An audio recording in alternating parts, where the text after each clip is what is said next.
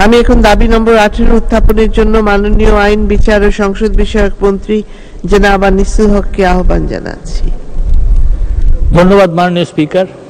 মাননীয় স্পিকার, আমি আনিসুল হক, মন্ত্রী আইন, বিচার ও সংসদ বিষয়ক মন্ত্রণালয় প্রস্তাব করছি যে আইন ও বিচার বিভাগ খাতে 2025 সালের 30 জুন তারিখে সমাপ্ত অর্থবৎসরের প্রয়োজনীয় সাকুল্য পরিচালন এবং উন্নয়ন ব্যয় নির্বাহ কল্পে মহামান্য রাষ্ট্রপতিকে অনধিক 2022,40,00,000 টাকা মঞ্জুর করা হোক। ধন্যবাদ মাননীয় স্পিকার। ধন্যবাদ মাননীয় মন্ত্রী। মাননীয় সদস্যবৃন্দ, এই দাবির উপর আলোচনার ব্যাপারে মাননীয় সংসদ সদস্যবৃন্দরা নোটিশ প্রদান করেছেন। দাবি নম্বর 18-র উপর 6 জন মাননীয় সংসদ সদস্য ছাঁটাই প্রস্তাব দিয়েছেন। আমি এখন তাদেরকে তাদের ছাঁটাই প্রস্তাব উত্থাপন ও তার পক্ষে 1 মিনিট করে বক্তব্য রাখার আহ্বান জানাচ্ছি। মাননীয় সদস্য জনাব মোহাম্মদ হামিদুল হক খন্দকার, কুড়িগ্রাম 2। 1 মিনিট। মাননীয় স্পিকার, আপনাকে ধন্যবাদ। মাননীয় স্পিকার, আমাদের আইনমন্ত্রী একজন দক্ষ মন্ত্রী, শুধু তাই নয়, তিনি আইনের অঙ্গনের একজন উজ্জ্বল প্রতিভাবান মানুষ। বাংলাদেশের আইন ব্যবস্থাকে স্বচ্ছ এবং মানুষের বিচার প্রাপ্তি সহজ করার জন্য তিনি আপ্রাণ চেষ্টা করেছেন। এ ব্যাপারে আমার কোনো সন্দেহ নয়, কিন্তু আমরা কুড়িগ্রাম জেলার ক্ষেত্রে অনেকটা পিছিয়ে। মাননীয় স্পিকার, আপনি রংপুর থেকে নির্বাচিত সংসদ সদস্য। আপনি জানেন রংপুরের তথা উত্তরবঙ্গে এখন মঙ্গা নাই, তবে দারিদ্রতা আছে, আর সেখানে দারিদ্রতা বেশির জন্য অপরাধ প্রবণতা বেশি হয়ে থাকে, মামলা মোকদ্দমাও বেশি হয়ে থাকে। আমার কুড়িগ্রাম এমন একটি জেলা যেখানে মামলার জট দিন দিন বেড়ে চলছে। আমি জানি মাননীয় মন্ত্রী মামলার জট কমানোর জন্য আপ্রাণ চেষ্টা করেছেন, কিন্তু এক্ষেত্রে আমার কুড়িগ্রাম অনেক পিছিয়ে। এখানে অনেকগুলো সমস্যা রয়েছে। আদালতের সংখ্যা একে অপর্যাপ্ত, বিশেষ করে একটি নারী ও শিশু আদালত দ্বারা বিপুল সংখ্যক মামলা নিষ্পত্তি করা সম্ভব হচ্ছে না। এখানে একটি নারী ও একটি শিশু ট্রাইব্যুনাল, একটি অতিরিক্ত জেলা ও দায়রা জজ আদালত, একটি বিদ্যুৎ আদালত স্থাপন প্রয়োজন। এখানে বিচারকের পদ শূন্য এবং 150 জন কর্মচারী পদ শূন্য রয়েছে, যার কারণে মামলার জট দিন দিন বেড়ে চলেছে।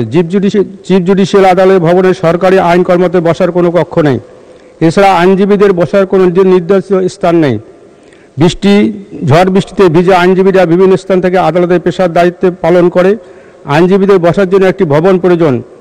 এখানে সরকার অনুমোদিত 1.17 একর জমি স্থলে আইনজীবীদের সহযোগিতায় প্রায় 3 একর জমি রয়েছে, তাই আইনজীবীর প্রয়োজনীয় জমির প্রাপ্ত যথেষ্ট সুযোগ আছে। আইনজীবী ও বিচারপতিদের একটি দাবি নতুন ভবন নির্মাণ। এখানে শূন্য পদে প্রয়োজনীয় জনবল নিয়োগ এবং একটি বহুতলা নির্মাণ করলে অনেক সমস্যার সমাধান হবে।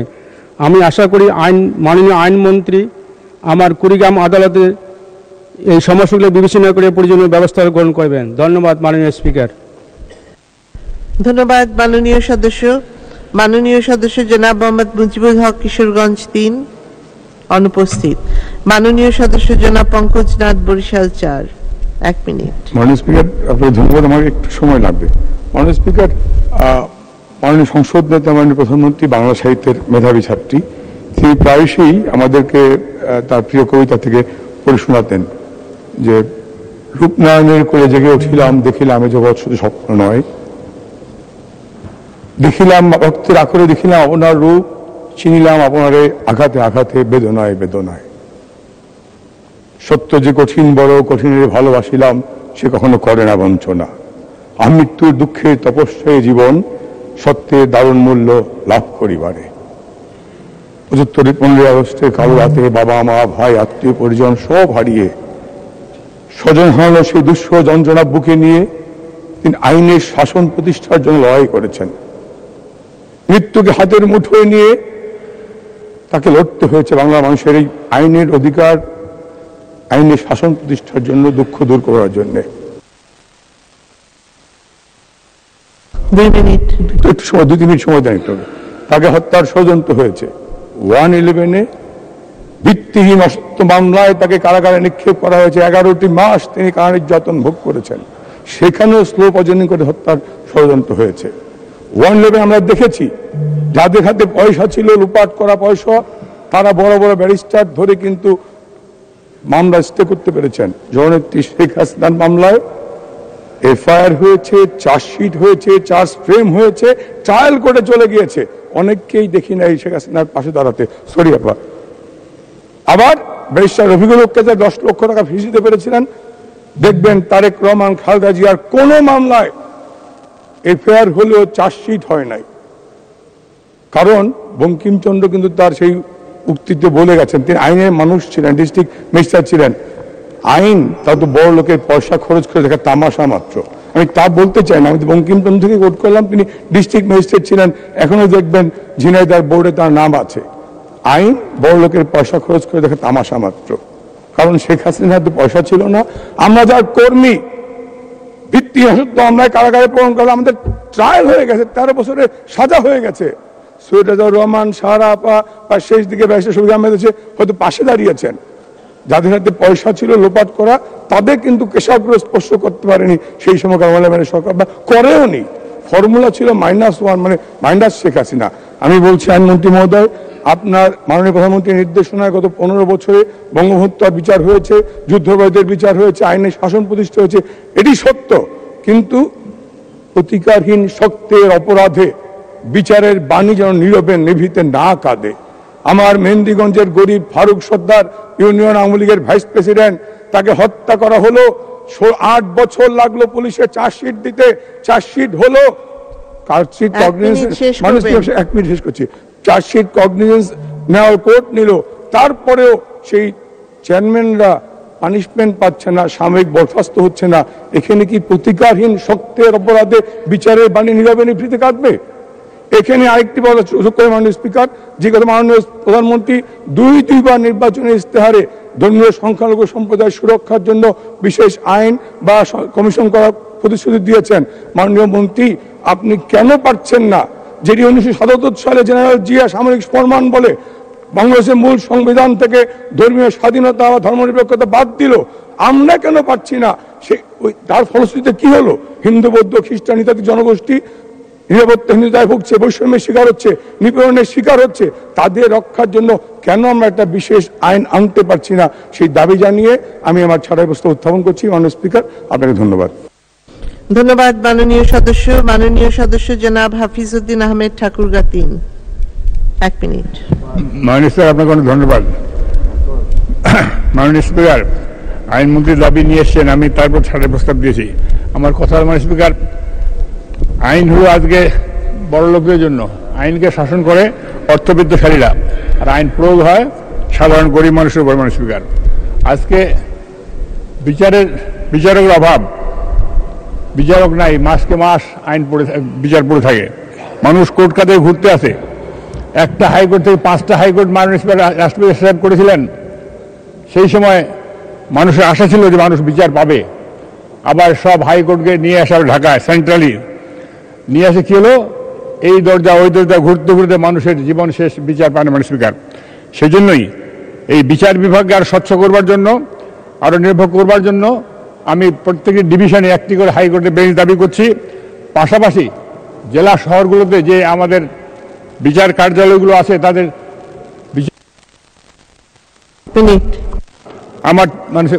আমার ঠাকুরগাঁয় জুডিশিয়াল ম্যাজিস্ট্রেটের কোনো কোর্ট নেই, তারা ডিসির যে কোর্ট সেইখানে তারা বসেন। এবং উপজেলাগুলোতে যে কোর্ট কাছারি ছিল, সেগুলো ভবনগুলো এখন রয়ে গেছে, সেইগুলো চালু করা হয়নি। সেই জন্য আমি প্রস্তাব করতে চাই, এই বিচার হাইকোর্টকে ভেঙে 5টি ডিভিশন বা 8টি ডিভিশন, 8টি হাইকোর্ট বেঞ্চ এবং জেলার সদরের কোর্টগুলোকে আবার পূর্ণাঙ্গ কোর্ট হিসেবে বসার ব্যবস্থা। পাশাপাশি উপজেলা লেভেলের যে কোর্ট কাছারি ভবনগুলো আছে, যেগুলো ছিল উপজেলা পরিষদের যে মূল কাঠামো ছিল, সেগুলো পুনরায় দাবি করবার জন্য আমি প্রস্তাব করছি। এই বলে আমার প্রস্তাব আমি আমার উত্থাপন করছি। আপনার ধন্যবাদ স্পিকার। ধন্যবাদ মাননীয় সদস্য। মাননীয় সদস্য জনাব মোহাম্মদ আবুল কালাম নাটোর 1 মিনিট। মাননীয় স্পিকার, আপনাকে ধন্যবাদ। মাননীয় স্পিকার, গত 24 এবং 25 তারিখ আমি 7 ঘন্টা একটানা সংসদে ছিলাম এই বাজেটের উপর একটি আলোচনা অংশগ্রহণ করার জন্য, কিন্তু অদৃশ্য কারণে এবার অংশগ্রহণ করার সুযোগ পাইনি। এর জন্য আমার দুঃখ নয় মাননীয় স্পিকার। কথা একটি, আজকের আমার এই 60 প্রস্তাবের পরে আমি একটু সময় দেবেন, 1 মিনিট সময় দেবেন। সেটা হচ্ছে যে বাজেটে এবারে 40 সালকে উদ্দেশ্য করে তামাক তামাকজাত দ্রব্যকে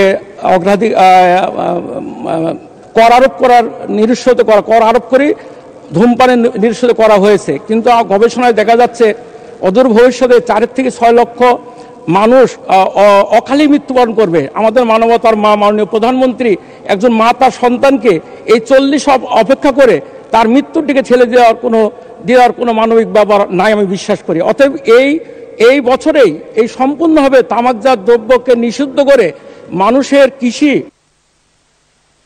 1 মিনিট। এখন আমাদের লালপুর, বাগাতিপাড়া, নাটোর জেলায় এই তামাকের আবাদ হচ্ছে। আর এই তামাকের আবাদ করতে গ্রামীণ পরিবেশকে নষ্ট করছে। যখন তামাকগুলো শুকানো হচ্ছে, জমি 10 বছর আবাদ করার পর সেই কৃষি জমি আর নষ্ট হয়ে যাচ্ছে। অথবা এইটা অদূর ভবিষ্যৎ করা সম্ভব নয়। এবারে আমি একজন আইনজীবী হিসাবে, আমাদের মাননীয় মন্ত্রী মহোদয় আছেন, তিনিও একজন দক্ষ আইনজীবী। আজকে আমরা জজ কোর্ট, নিম্ন আদালত, হাইকোর্ট সমস্ত ভবনগুলো সুন্দর, 3 তলা 4 তলা সুন্দর ভবন আছে, এসি দ্বারা সুরক্ষা করা হচ্ছে। কিন্তু লক্ষ লক্ষ মানুষ কোর্টে কাছারি ঘুরতে ঘুরতে এই দেশের সাধারণ মানুষের মানে কষ্ট হচ্ছে। সে মামলা জট, এতই মামলা জটছে, কোনো মামলা 10 বছর 15-20 বছর নিষ্পত্তি হচ্ছে না। আমি আইনজীবী ছিলাম, আইনজীবী হিসেবে আসি, কারণ আমরা যখন উপজেলা বা জেলাতে যখন এই মামলাগুলো করেছি, একজন আইনজীবী, একজন বিচারক, 2 পক্ষের আইনজীবী যদি সম্মতি হয়, যে কোনো মামলা একদিনে নিষ্পত্তি করেছি। যেমন আমি বলতে চাই, যেমন 326, 307-এর মামলা যখন আমরা লালপুর বোঝায় যখন ম্যাজিস্ট্রেট যখন আমরা প্র্যাকটিস করতাম, সেই মামলাটা সাধারণত কোনো আইনের দৃষ্টিতে চলে যেতে হবে এডিএম কোর্টে। আমরা যখন বলতাম 2 পক্ষ আমরা আপোষ করেছি, মামলাটা আজকে নিষ্পত্তি করেন, তিনি চার্জ বাদ দিয়ে দিতেন, 307 বাদ দিয়ে তার নন ভেলেবল সেকশন করতে, তার আপোষযোগ্য মামলা করলে ওই দিনকে মামলা নিষ্পত্তি। কিন্তু এখনকার বিচারকরা কিছুই মানতে চায় না, তারা কোনো কথা শুনতে চাবে না, তারা দিনের পর ডেট দিবে। আর আইনজীবীরা আমাদের মতো তারা কিন্তু পয়সা নিতেই থাকবে, লক্ষ লক্ষ মানুষ। এর প্রতিবাদে আমি আজকে এই 1 টাকা মানে আমি এই তার ছাঁটাই প্রতীকী আমি চাই যে মাননীয় মন্ত্রী মহোদয় এই আপোষের মাধ্যমে হাজার হাজার মামলা জটকে তারা এসিতে সুন্দর করে, কিন্তু বিচারকের কাছে এত সুযোগ দিচ্ছে মাননীয় প্রধানমন্ত্রী এবং এত বাংলাদেশে বিচারকদের আছে সুযোগ সুবিধা, তারপরও আমরা গরিব সাধারণ মানুষ কিন্তু কোর্টের এক ঘরে আরেকটু উকিলের সংখ্যাও বাড়িছে। আমরা তখন কম ছিলাম সেই 90-80 দশকে, এখন আমাদেরও সমস্যা। সব মিলি মামলা জট বাড়ছে, লিটিগেন্ট মানুষ ক্ষতিগ্রস্ত হচ্ছে। এটা আমি অনুরোধ করবো। এই জন্য আমার প্রতীকী একটা এই প্রস্তাব, ছাঁটাই প্রস্তাব। মাননীয় স্পিকার, আপনাকে অনেক অনেক ধন্যবাদ। ধন্যবাদ মাননীয় সদস্য। মাননীয় সদস্য জনাব মোহাম্মদ নাসির শাহরিয়ার জাহেদি, ঝিনাইদহ 2। 1 মিনিট। মাননীয় স্পিকার, আপনাকে ধন্যবাদ। আমি অর্থনৈতিক কোড 3243-এর উপরে এটা মিতব্যয় ছাঁটাই প্রস্তাব উত্থাপন করছি। মাননীয় স্পিকার, আমাদের মাননীয় প্রধানমন্ত্রী জননেত্রী শেখ হাসিনা প্রত্যেকটি পর্যায়ে কৃচ্ছ্রতা সাধনের জন্য বারবার জোর দিয়েছেন। এ কারণেই মিতব্যয়িত হবে আগামী বাজেট আমাদের ইমপ্লিমেন্টেশনের একটা অন্যতম উপাদান বলে আমি মনে করি। এখানে আইন ও বিচার মন্ত্রণালয়ের পেট্রোল, অয়েল ও লুব্রিক্যান্ট খাতে আমি দেখছি গত বছর যেটা বাজেট ছিল, অর্থাৎ এই চলতি বছরে এখনো শেষ হয়নি, সেই বাজেট অনুযায়ী খরচটা হয়েছে, একটু কমও হয়েছে। কিন্তু আগামী বছরে এই খাতে 38% বাজেট বৃদ্ধি চাওয়া হয়েছে। আমি মনে করি সারা বিশ্বে যেখানে জ্বালানির দাম ক্রমান্বয়ে নিচের দিকে যাচ্ছে, আমাদের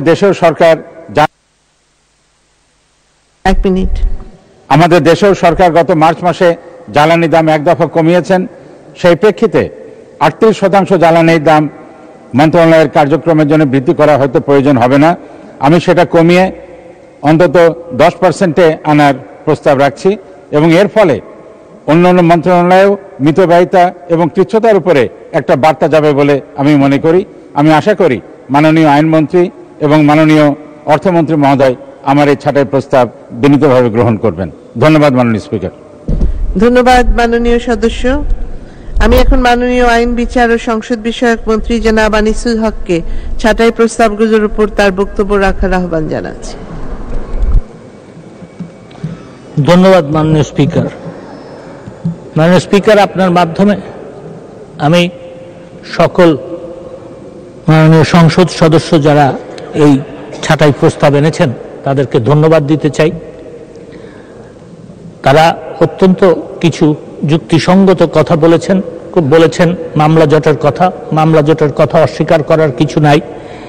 আজকের হিসাব হচ্ছে যে 41,09,755টি মামলা কোর্টে আছে। মাননীয় স্পিকার, যদি দেখা যায় যে আজকের থেকে 17 বছর আগে কথা যদি আমি বলি, 2007, 2008, 2008-এর নির্বাচনের আর প্রাককালে মামলা জট কিন্তু এর থেকে কিছুটা কম ছিল, 35 লক্ষ বা 32 লক্ষের মতন ছিল।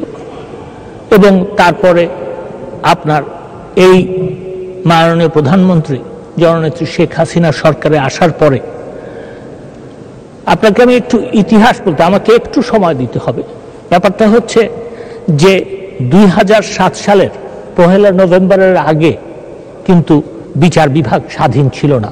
যদিও সংবিধানে আমাদের জাতির পিতা সর্বকালের সর্বশ্রেষ্ঠ বাঙালি বিচার বিভাগকে স্বাধীন করে দিয়ে গিয়েছিলেন, কিন্তু বিচার বিভাগ সেই কাল রাত্রি 1975 সালের 15ই অগস্টের পরে এই যে পরাধীন হয়েছিল, এই পরাধীনতার থেকে 1996 সালে একবার, তারপরে আবার পরাধীনতার ইয়েতে গেছে এবং 2007 সালে 1 নভেম্বর পৃথকীকরণ করা হয়েছে।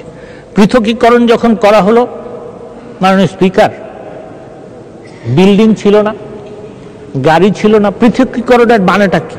পৃথকীকরণের মানে ছিল যে আগে এক্সিকিউটিভ ম্যাজিস্ট্রেট যারা ছিলেন তারাই জুডিশিয়াল ম্যাজিস্ট্রেটও ছিলেন, মানে এক্সিকিউটিভ কাজও করতেন, জুডিশিয়াল কাজও করতেন। যখন পৃথক হলো তখন জুডিশিয়াল ম্যাজিস্ট্রেটরা আসলেন এবং আসার পরে যেটা হলো, তাদের বসার জায়গা ছিল না। মাননীয় প্রধানমন্ত্রী জননেত্রী শেখ হাসিনা সেই প্রকল্প নিয়ে 64টি জেলায় এই চিফ জুডিশিয়াল ম্যাজিস্ট্রেসি এবং চিফ মেট্রোপলিটন ম্যাজিস্ট্রেসি কোর্ট স্থাপন করার পরিকল্পনা নিলেন।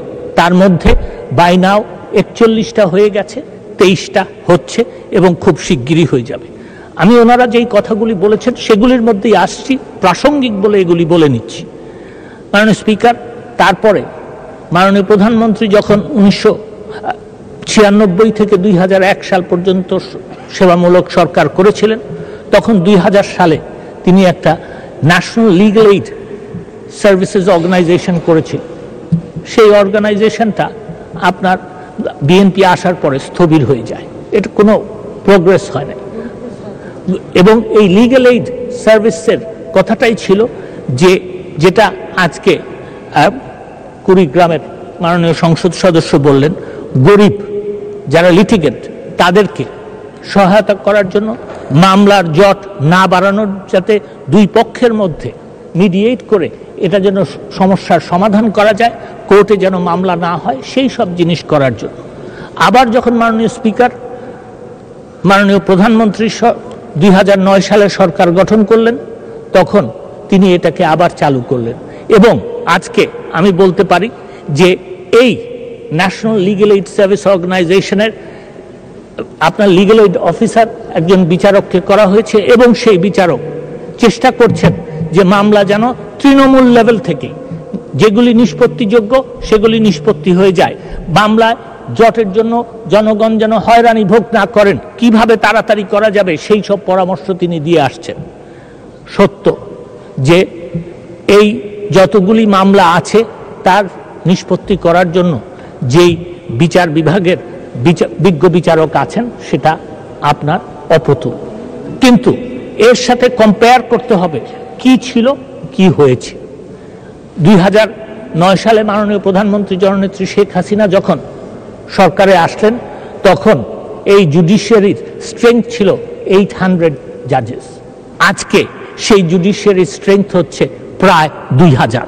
এবং এখানে যেটা হচ্ছে সেটা হচ্ছে যে এখন আমরা এই বাংলাদেশ জুডিশিয়াল সার্ভিস কমিশন থেকে আগেই কিন্তু পরীক্ষা নিয়ে নিচ্ছি, যাতে আপনার কোনো রিটায়ারমেন্টে গেলে কোনো জজ কোনো পোস্টই যেন ফাঁকা না থাকে। এবং মাননীয় অর্থমন্ত্রী এখানে আছেন, মাননীয় জনপ্রশাসন মন্ত্রী এখানে আছেন, আমরা আরও আদালত বাড়ানোর জন্য প্রস্তাব দিয়ে রেখেছি এবং ইনশাল্লাহ আরো 158টি আদালত খুব শিগগিরই বেড়ে যাবে।